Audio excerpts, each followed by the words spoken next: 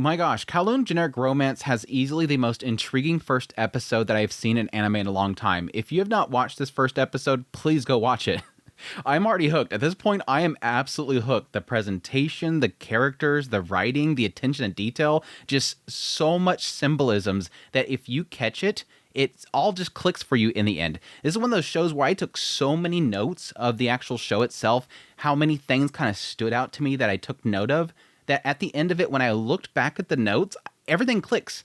Like, everything makes sense. It's that kind of writing, and I'm absolutely on board with this. Like, typically I like to do first impressions of every show of the season. This is one that I just want to jump in analysis. So if you're looking for an impressions video, like typically that I do, yes, go watch it. It's amazing. Please. It's an adult mystery that has so much intrigue to it.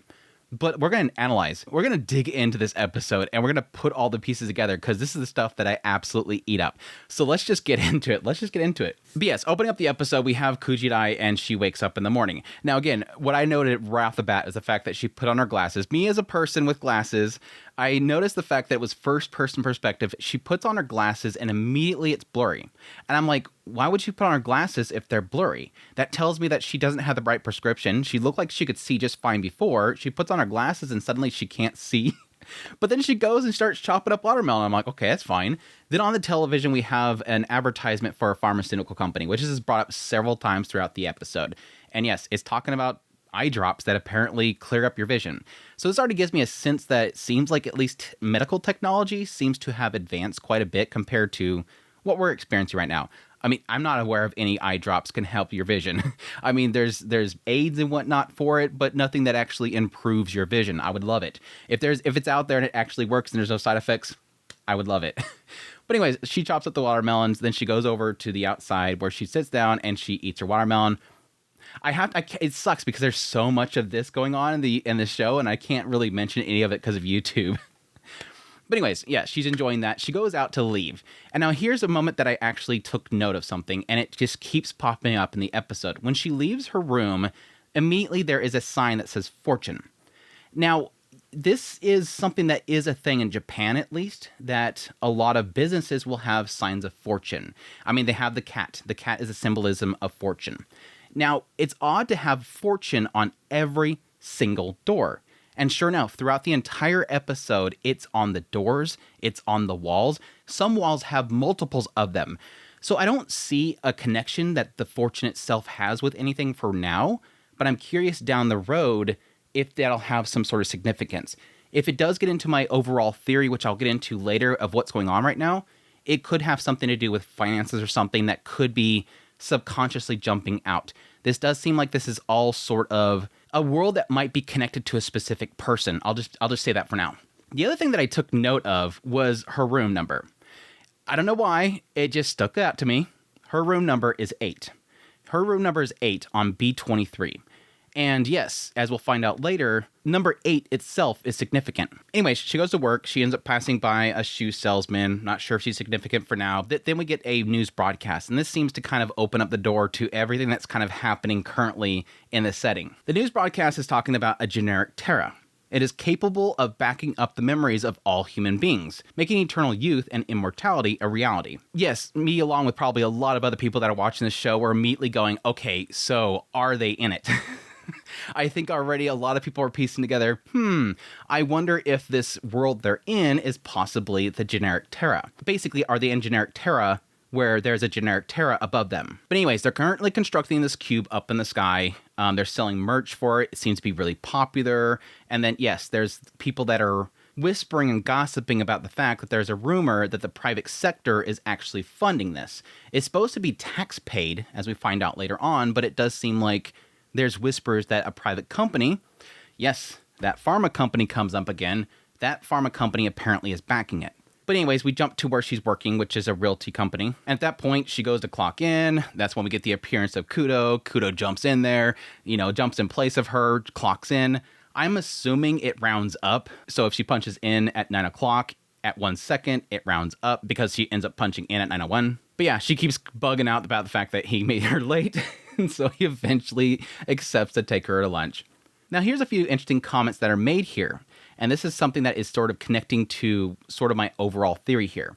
Specifically, they point out that Second Kowloon, which is this area, Second Kowloon isn't a very comfortable place to live, but the number of residents don't decline. Again, this is connecting to my theory that they're possibly in that Terra already. The idea that this is a reality that has been created that is sort of stuck in time, and thus people don't leave, even though it's a miserable place to live in. It's extremely hot. Later on, it talks about toxic fogs and whatnot. But specifically, Kudou says that he likes how it is. It seems to imply this guy doesn't like change. He likes how Kowloon currently is, and he doesn't want it to change. Nothing in Kowloon seems to change. And that's when we get a sense of when something does change in the setting.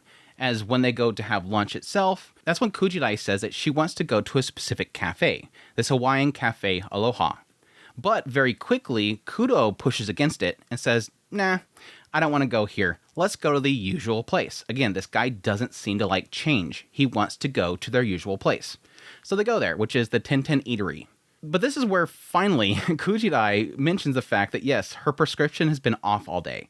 It's blurry. She constantly has to fix her glasses, relieve the pressure, and whatnot. He mentioned the fact that it's possibly that her vision's getting worse, but as we find out later, no, it just got better.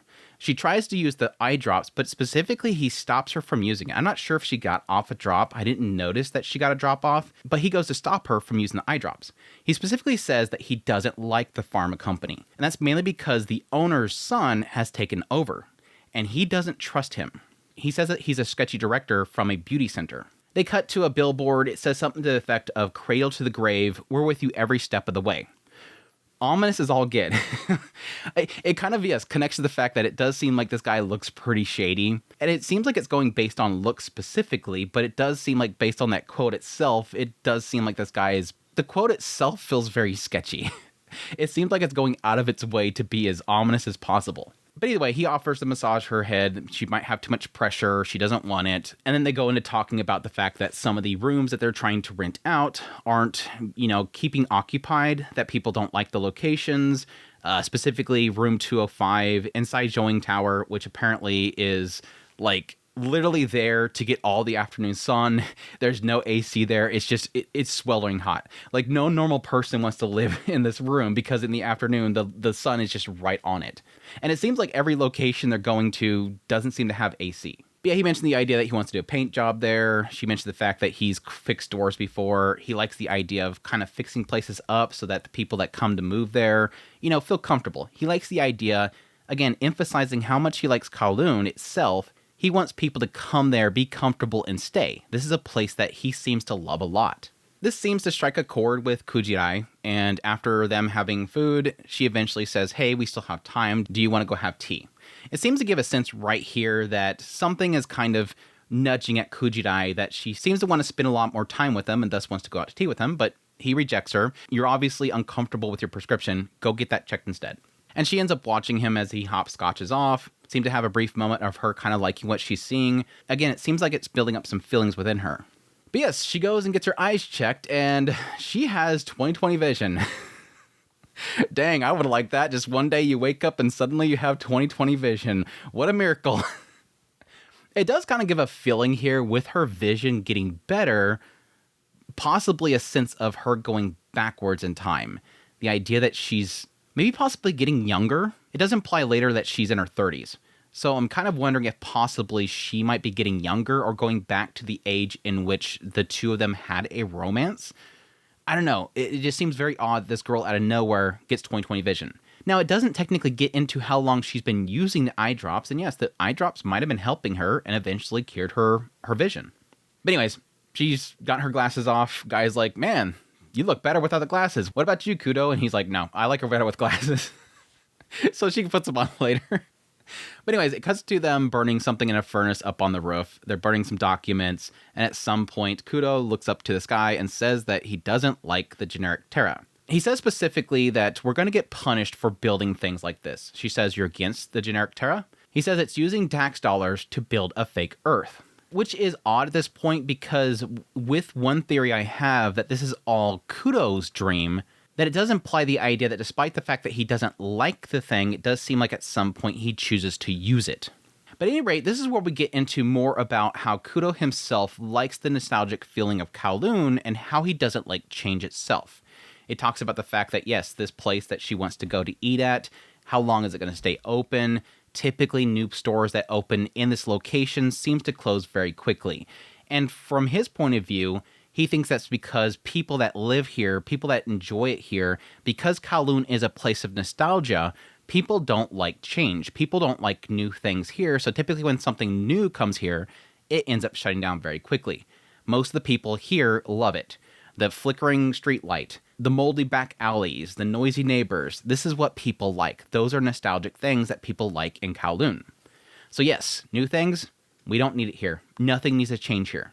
This is where we get into my theory currently that I have by the end of this episode. I think Kudou right here is sort of painting the perspective here that this is his world. That he is inside that Terra, and these are his memories, and his self, and his being is in there, and they created a world in a set time period where he first met her. Now, yes, with that theory, it does give to the idea that Kudou herself is just a figment of his imagination, his memories that's coming back to life. He probably lost Kudou, went into the Terra, and recreated when she was still alive, which might get into this really dark theory that I have, is that this is a whole story about, again, this memory reclaiming her existence and realizing that she's already dead. And this kind of proves it right here because, again, everything seems to be around the idea of nostalgia and how he likes things how they are. He loves Kowloon. He doesn't want it to change. The population doesn't change. Things that open close very quickly. And it could be an aspect that the things themselves open and then close at some point, and then it resets to a certain point where it opens up again and closes again. This could be a time loop as well. Again, this show, the theories just start running like crazy as I'm watching it. But anyways, she doesn't feel that it's nostalgic to her, but she thinks she feels it sometimes when she's with Kudou, and that causes him to get really close to her and note that she has crow's feet. Because she doesn't have her glasses on, he can see crow's feet. She's getting old. Yeah, because the next day, she's wearing her glasses again. Apparently, she's trying to hide it. But she notes this next day that his cuff is dirty. And he says, oh, that is a quirk of mine. I have this quirk where I have to touch 8s. He's like, you go walk down the street, you see all those numbers on the walls, right? It notes specifically this West City Road, number 18. He walks by it. He bumps it. He has to touch it. He has to touch whenever he sees those. Again, 8 specifically. Going back to when I first started this video, what did I say? Her room number is 8. I'm wondering if this is his quirk, is the number 8, because that's her room number. And again, this could be specifically an idea that room number 8 is important to him because he's in love with her. They were in a relationship at some point. He had to remember which room was that she was actually in. Her room was always 8. So he had to remember, go to room 8. That's where her room is. Now, it could, again, going back to my theory on the idea this could be a repeating time period, it could be also an idea of reminding himself that when the time resets, if it does get into a time loop, which I'm wondering if it might actually do, he might have to remember 8 specifically to remember which room she's in to find her again when it resets.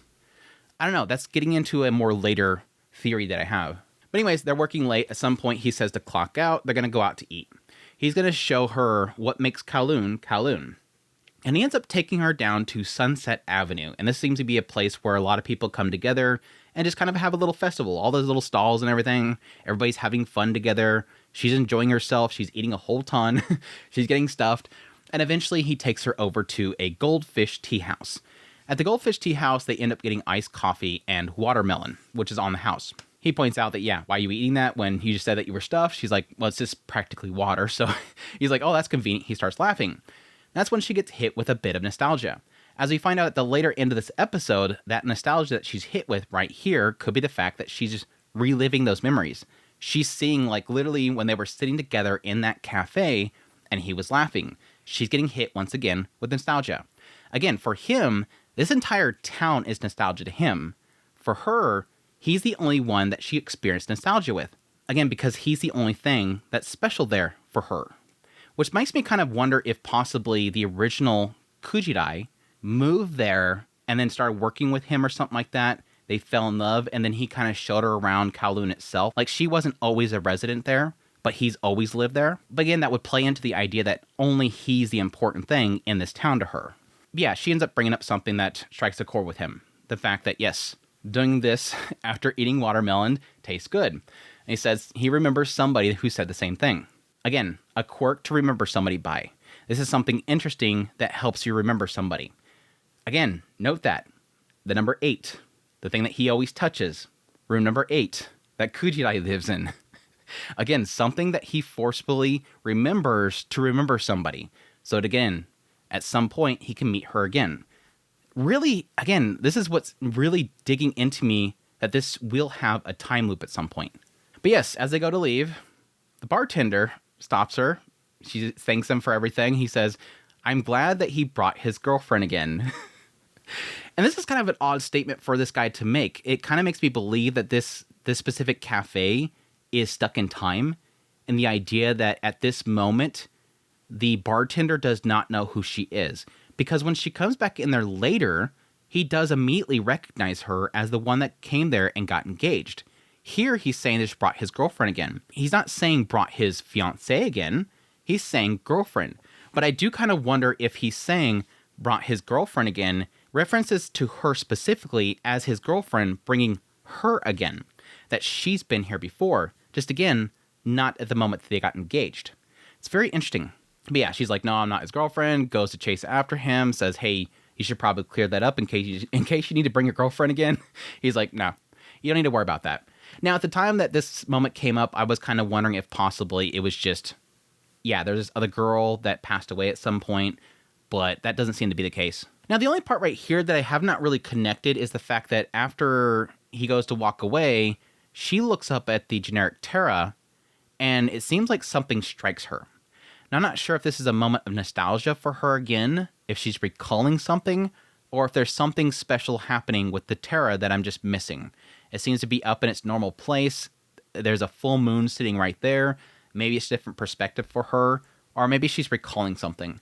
But I did note it, but I didn't really catch anything from this scene. But yes, he brings her a goldfish, says to use it as a souvenir, brings it home, recalls the words they mentioned about the fact of somebody having a quirk and whatnot. Then we cut to the next day. We have the Kowloon Environment Management Center makes an announcement for a photochemical smog warning, as well as a heat and humidity advisory. And what a great day for Kujidai to be painting walls, because apparently whatever he said about trying to make it comfortable for the new tenants kind of rubbed off on her. So she decides to paint the walls, which, yes, it's a very spicy scene with her. I was like, gosh damn, girl looking good. But yeah, her painting the walls, eventually losing balance, catching herself. And again, that full camera shot coming up. I'm like, damn, girl looking good for her age. Typically with that age in anime, you're too old. You might as well be an old fart. But no, the girl's looking good. But yeah, at some point she goes to get up. She goes to pass out. I was thinking maybe she was getting like all those paint fumes were messing with her. But yeah, with the heat and everything just messing with her, she goes to fall over. He arrives. Nice little sound effect of him grabbing her side. The hero has arrived late. He shows up. She points out that she wants the new tenant to be happy. He's like, yeah, it looks like a bit of me is kind of rubbing off on you, isn't it? Goes to start painting the wall for her, and she realizes at that point, am I falling in love with this man? Now here's where things kind of get interesting, because as she goes to walk down the street again after this scene, she can't find the tea house. She's looking everywhere for it. She ends up going back to work, where she ends up finding Kudou, and he's asleep. She messes with him for a brief moment, then calls for him to wake up, and eventually he just grabs her and puts a full-on French on her. Guy goes to town with a nice long kiss with her, eventually letting her go, pushing her off, and saying, sorry, wrong person, before marching off. Now, honestly, this seems to be an oddity to me. With how this episode ends up wrapping up, why would he have said wrong person and pushed her away? Unless we're at a point now with, again, this sort of simulation that has been created. Again, my theory, it being Kudou's world. Why, if she technically is the one from the picture and all these memories, is he pushing her away? I'm sort of wondering if it possibly is that he has realized at some point, this is not my Kujidai. This world is created for me, and it's recreating somebody that I love, but it's not her, so I don't want her. This isn't my Kujidai. Again, it could be possibly that she's dead already, or again, that she's outside of this world, outside of the Terra, and he doesn't want this simulated version of her. That's my only answer that I kind of have there. But yeah, anyways, they continue their work. She's flustered. She can't get over it. He goes to leave. She thinks that, it doesn't affect him at all, but she's just not able to stop thinking about it. Eventually goes to clean up a mess that he leaves behind. And yes, finds a photo. And yes, specifically in the photo, it says Reiko and Hajime. Congratulations. Yes, her first name is Reiko. Her full name is Reiko Kujirai. His full name is Hajime Kudou. So this literally is both of their first names. And yes, her face is a little shadowed, but it does look like her. As we see that, it does look like her. It's legit her. A little more frizzy with the hair, but it's definitely her. But it is interesting, despite the fact of seeing the image and, yeah, technically seeing the name on it, she still kind of questions, who is this person? Who was it that you kissed? Even at the end of the episode, she says, Kudou, who was it that you kissed? It could be possibly just her questioning, who's this person that literally looks like me, that is me, but yet it's not me. Who is this person that is me, basically? I don't know. But yeah, after getting the photo, now suddenly she's able to find the goldfish tea house, which again is very odd. I'm kind of wondering if this goldfish tea house itself is sort of a more hazier moment of this reality, and the idea that it only shows up when somebody wants to find it. It's one of those situations, it's not always there, it's only there when you need it to be there, that you subconsciously do need to find it. It seemed like earlier she was looking for it, but now that she's not looking for it, it suddenly appears. It's weird. But yeah, she walks in there, orders something, she looks at the photo, immediately the bartender says, yeah, we had a lot of fun that day, didn't we? She's like, you know what this photo is? Yeah, I'm the one that took it. I took it on your engagement day. And that's pretty much how the episode itself wraps up, which kind of an interesting way to end the episode. Again, my main theory, like I keep saying, is that this is a reality that was created from Kudou's memories when it was put into the Terra. Again, at the very beginning, it talks about the Terra that is up in the sky is a place where you can upload your information, your memories, and live there for forever. You gain immortality. And I would assume, like most concepts there, is that your brain is data that is then input into the system and stored, and you're living there. You're in a data capsule within this reality. And yeah, from that point on, it does go into the realms of, is it a separate reality for each individual that is inside of this Terra? Or is the Terra itself one big world that everybody is then implanted into, and you have yourself in there? Just basically like a VR MMO game where everybody's there and they just have digital bodies. I'm more leaning towards the idea, with the fact that this reality never changes, that the population within Kowloon itself never changes, that this is specifically Kudou's. Because why would people upload their data to this and want to live in a miserable feeling location? Unless, again, because it's Kowloon and people love it how it is, they want to have that little bit of suffering in this specific place because they love Kowloon. It's where they grew up. It's the place they've always lived. But it does make me believe that based on the fact that the population doesn't change, that it's Kudou's place. And that Kujirai, our perspective in the show, is of somebody that is dead. Somebody that is no longer there. Kudou created this location, lived with Kujirai for a while, at some point got sick of the fact that she's not real, and is kind of pushed away from her a little bit. But she's always been there. Again, based on the fact that he pushed her away, I don't think he wants to be with her, even though he's always with her. He doesn't want to have a relationship with her. He doesn't want to hurt again. But he still can't stay away from her. Now, the other theory could be, is this Kujirai's world? Is this a world that was created from Kujirai, where she's up there in Terra, and that she's reliving meeting Kudou? I don't think so. Like, all the weird oddities of this world itself doesn't seem to match up with her. Everything seems to be, again, molded around him. Now, it could be that she is data that is in Kudou's world that is trying to pull him out. That would be interesting as well, if the idea that he is there, he never liked the place, again, he doesn't trust the owner, and that she's trying to get in there in order to pull him out of that existence. That could be as well. Again, this is why this is why I love this show. I have a million theories, and I love how everything is connecting. And that really does come down at the end why I think this was a really incredible episode. I mean, I just got done talking for, 36 minutes already from this raw recording, just based on what happened in the episode and what I noticed, and how everything connects. Again, everything I noted, again, her blurry vision, based on everything I know in the episode, I kind of wonder if possibly, because she is this creation from Kudou, time might be jumping around, and suddenly she doesn't need her vision anymore because her vision's better because she might be younger at a certain point. The rune number 8, again, his quirk. He always wants to find rune number 8 because it's her room. The mention of the Terra itself, which again is pretty much the whole story. The fact that he hates change. Kowloon always has to be the same. It's nostalgic. He wants the place to never change. The new stores and how they close because he doesn't want change. The cuff itself, his quirk, all this stuff. It's super good. It's super good.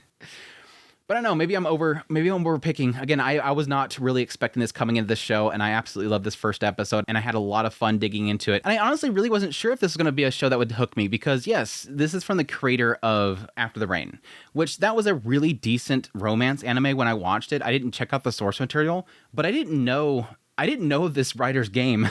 Like, I didn't know this writer had this in her, but I'm on board with it. And I'm really hoping the rest of the show is like this. I really do hope. It will probably end up being my show that I'll cover on Saturdays, so this will probably be dropped at some point during the week. But if you guys are enjoying the show as much as I am, I will probably be covering it on a weekly basis, because I absolutely love this, and I think if this can continue like this, I'll have a lot of fun digging into it. So definitely let me know in the comments down below if this is something you enjoyed as well. How you guys enjoying this show so far? Is there anything that I missed in the episode? If you are a source material reader, again, no answers. We're just speculating here. We're gonna have a lot of fun digging into this, and I hope you guys will join me for it. But yes, as per usual, hope you guys enjoy this video. If you did, hit the like button down below. If you like this content and want to support more, I have links in the description below. Until next time, hope you guys enjoyed. Take care.